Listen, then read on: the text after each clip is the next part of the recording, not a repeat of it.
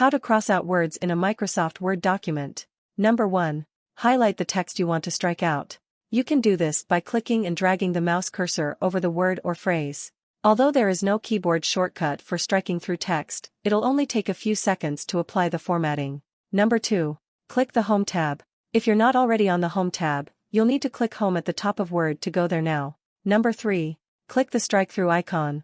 This icon looks like a B or ABC in some versions, with a horizontal line through both letters. You'll see it up near the rest of your font options, such as the options to make words bold and italic.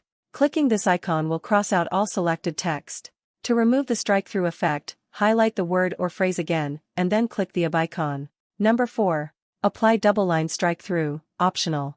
If you want to cross out the selected word or phrase with 2 lines instead of 1, you can use the double-line strike-through effect. 1. Here's how. With the word or phrase highlighted, click the small down arrow on the font panel at the top of the screen. Check the box next to double strike-through.